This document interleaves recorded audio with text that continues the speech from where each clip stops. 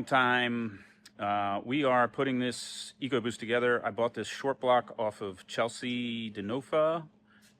He had one sitting around, didn't use it because he got a built motor. And so I took advantage of a good deal, and then I happened to need it shortly after I purchased it. So Mason's here. He's going to help me put this thing together, and we're gonna figure this thing out. We got these upgraded head studs from EMS down in Tennessee. These are their 625s. They have these specially made for the EcoBoost. So I'm putting them in now. Pretty nice design. They have like a stop on the bottom so that it actually stops. Instead of just relying on the threads to stop, it actually bottoms out here. So that's pretty trick. Mason is putting the oil pump on. It's a pretty interesting design in that it doesn't use any sort of gasket or O-ring. It's just two perfectly machined surfaces and some dowels to locate it, and that's what seals the oil pump onto the block.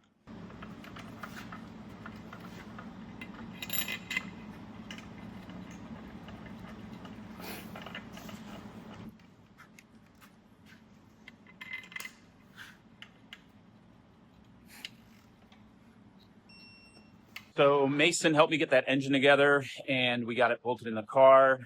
Very thankful for Mason to bring his Ford knowledge to the shop here and help me get that thing together. That, along with some of the tools that I bought from EMS, made the engine assembly go pretty smoothly. So now Brooks has been helping me get the engine in the car. He and I are going to work on it today, and we're going to get it from engine just bolted in to transmission on, everything wired up, plumbed, filled with fluids, and started by the end of the day. That is the goal, and I don't see why we can't make that happen. So let's get to it. Starting to get the wiring harness plugged into everything on here. We got to hook up some coolant hoses. Radiator hoses got to go back on. Intercord pipes got to go back on. Power steering pumps got to go back on. Belts. And then we'll probably crawl under it since all the lifts are tied up. And so we're going to have to do it on some jack stands, but that's not a big deal. Let's get this thing running, huh?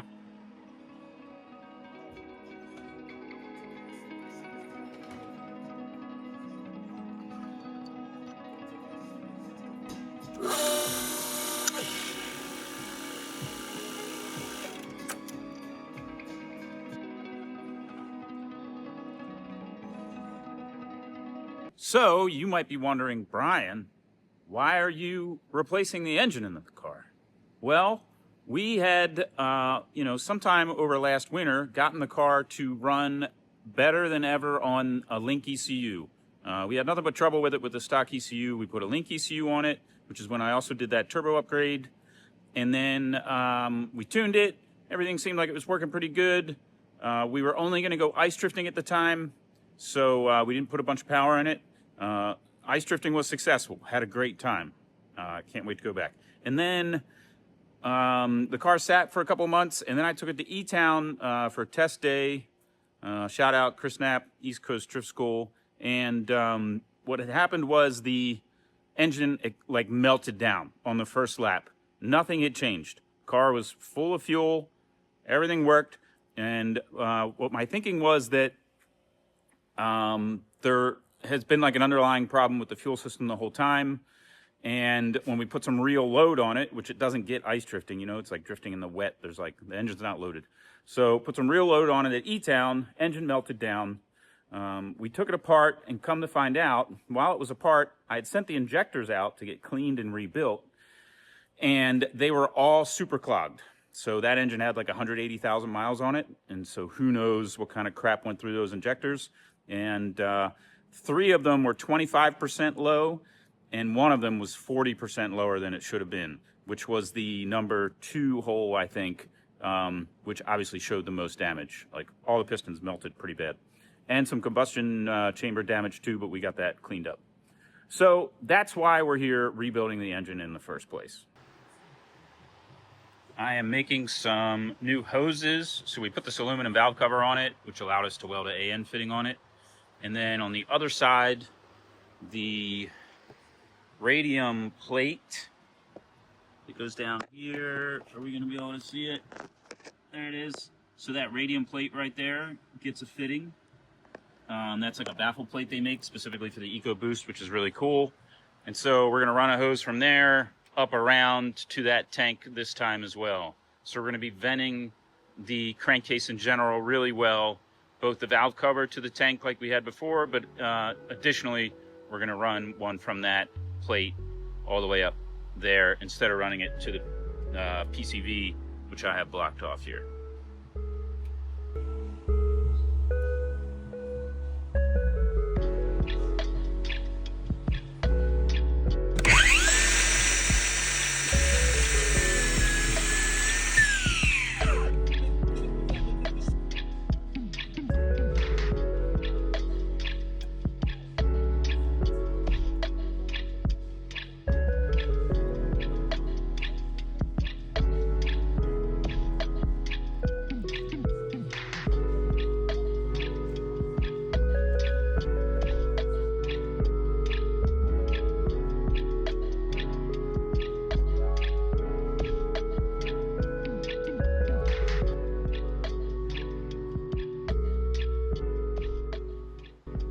So I got the one side crimped. This side I have not crimped yet, just because I want to make sure this hose is going to fit before I finalize it.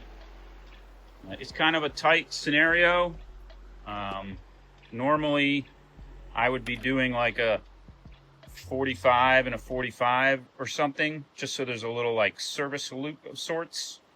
But it doesn't look like it, but it's just too close.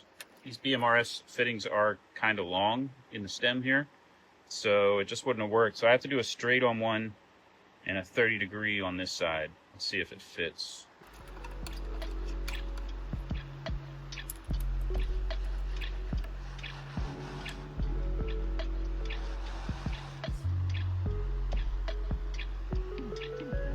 It does fit. It's actually like I could maybe take a 1/4 inch out of it, but I'm going to leave the length of it just so it has some wiggle room. Nope. Working on the second hose that comes from the baffle plate on the side of the block. So I got a 90-degree coming off that shoots straight back, and then up into the cowl this hose goes up to the tank. I got one last crimp to make.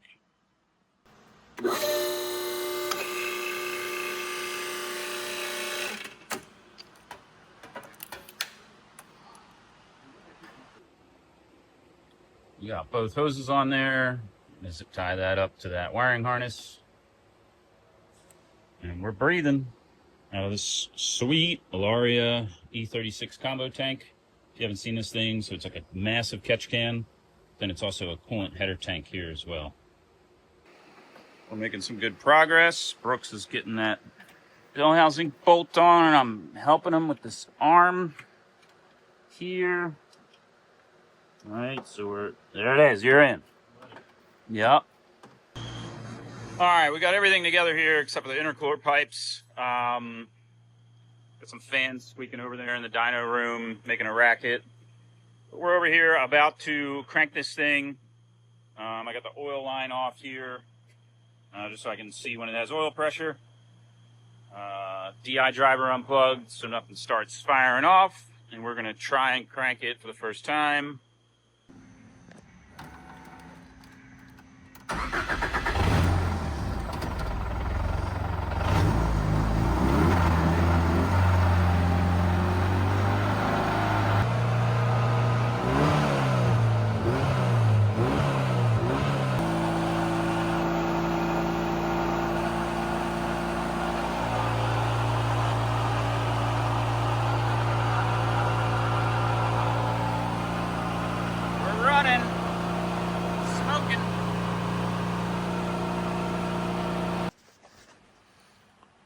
We are on the dyno, and Devin was having some issues with the timing sync. Just want to verify emission timing sync.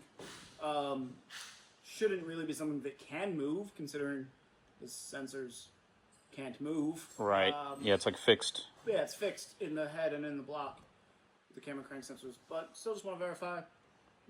He's doing a little bit of some weird stuff, trying to avoid weird stuff, because weird stuff isn't good. Right. We could have the cam timing off from when we put the engine together, maybe. These engines don't have a timing pointer. I just kind of bent one up out of a piece of TIG rod and have that little mark there, which is just an idea of where top dead center would be. And so we're just going to kind of get a visual on this thing. Hopefully we don't have to take all this crap apart.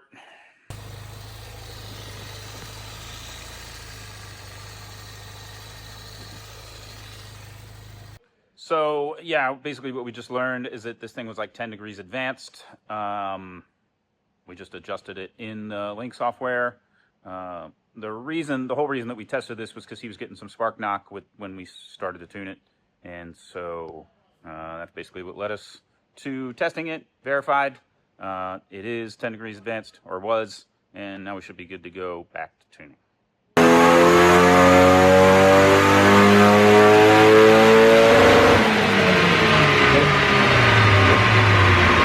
So we have been having some issues with the car on the dyno where it is not making the horsepower it should make. And so we're just double checking everything we can. Right now I'm going to double check the actual mechanical timing. So like the cam timing, make sure that it's not off a tooth or something when we put the engine together. So that is not as simple as it could be if this engine was still in a Mustang, probably. So real quick, I did get this car painted. My friend Frank painted it for me, and it was a pretty quick, affordable job for me. And since then, I've had Jason and his team at Immaculate Detailing do a wet sand and buff on it. And man, this paint turned out really, really good. At least for me, not a paint guy, I am satisfied with the shine and the luster of the clear and all now. So just a little paint appreciation. So we got the valve cover off and started to take some items off the back of the engine here so that we can put a plate on. There's a tool that locks both cams in parallel to each other, and that is how you can check the cam timing to make sure that everything's square. Problem being that this GemSport engine mount kit, not a complaint at all, it's actually awesome. It puts the engine super far back. Now, the problem being that you can't get your fuel pump housing off, and I don't think that plate's going to bolt down flat on this surface with this like secondary firewall in the way. So I'm going to try and get this off, and then what I'm going to do is go in through the inside. Luckily, I don't have any heater box. I'm going to take the dash out, take this panel out, and then I might have to cut this stuff out from the inside. We're going to see if I have to do that or not.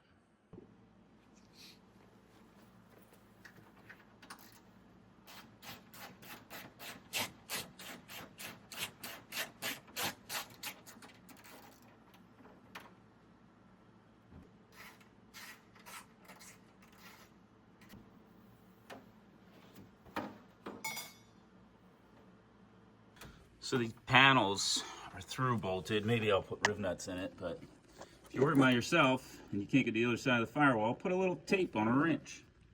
I got all the bolts out, and this car still has factory wiring in it, like a lot of it. And it's really ugly and bulky, and we do have plans to get rid of that soon. Devin's gonna make me a sweet chassis harness.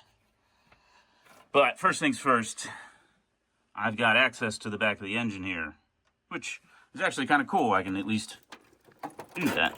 So put this stuff up here and see what's stopping us from getting the fuel pump housing out. It's literally on the cam, so I need to cut more of this out. So I think I'm just going to cut up there. Problem is I have like a brake line here and a power wire on the other side that I got to relocate first.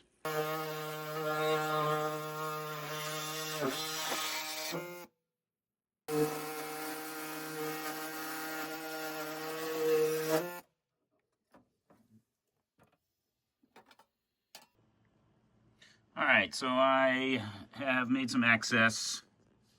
I'll have to clean that cut up there a little bit. Don't worry about that guy. And now I need to remove this. It's like a vacuum pump delete panel. I'm going to remove that.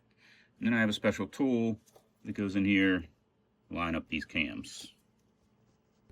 So here's that tool I was talking about, and it is inserted into the keyways in each camshaft, and it seems like we did put it together properly. It's a little bit of a snug fit, but it goes in, and I can't imagine that if that is some sort of like quarter tooth off scenario, you know, that's going to be our problem with the lack of horsepower. I don't really think it's off, honestly. So back to the drawing board. We got to put this all back together and figure out why we're not making any power. So I got the valve cover back on, all the stuff on the back of the engine on, everything hooked back up, plugged in, test fired it, and we are now going to go back to the dyno, and temporarily we are going to leave the dash out and our cool little access panel open here, just in case while we dyno it. So hopefully we can get this thing sorted.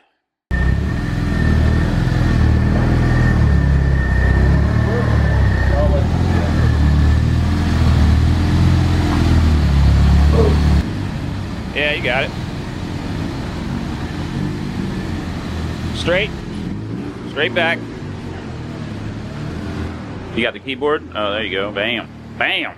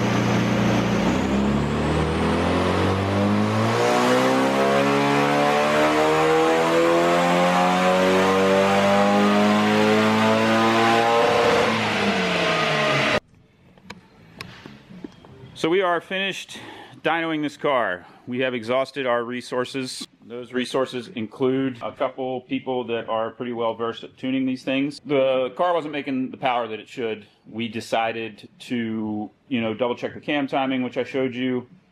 We checked all kinds of stuff, possible restrictions and whatnot, and it seems like everything is fine.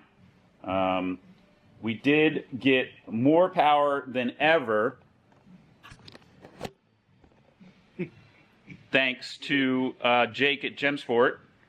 So we had him kind of remote in, and he picked up like, what, 50 wheel yeah, horsepower for us, which is good. And so the car is now at 307 wheel horsepower, and it has this power band. It does this. Bigger, more efficient turbo, we pick up more. This is currently at 23 psi. We had pushed it up to 25, and it was just kind of pushing hot air. It wasn't making any more power. So we backed it back down because why waste all the heat energy if you don't have to? So, yeah, 23 psi, 307. It's a bolt-on turbo upgrade, and it's bigger, but it's still not big. It's an EcoBoost, so it makes a ton of torque because that's what they do. think we're at like 355 foot-pounds on that initial hit. Yep. Probably feel real nice on the street, honestly. Yeah. But compared to we were making 240 before, Right. You know, like so we picked up a bunch of horsepower. That's good. And I know our dyno reads low. So again, this would be like what 355, 360 on a 360 on a dyno jet. Either way, it's kind of where I wanted it to be. We're going to find out how well it drives. We're going to do some street driving, and then we're going to take it to Drift Nirvana, Drifters of December, which will be my first drift event all year, essentially, after kind of battling with this car and or not working on it. Yeah. Yep. Cool. All right, so I took this thing for a quick rip, and it is definitely running better than it ever has. It is faster than it's ever been, and I am really looking forward to driving it. It's been a while. Last time I drove it again was ice drifting back in like February or March or something. So we're going to make another video when we take it to Drifters of December in like 2 weeks. This video should be out before that. So yeah, thanks for watching and staying up to date on this project with me. And hopefully we have a really good time and zero mechanical issues at DOD.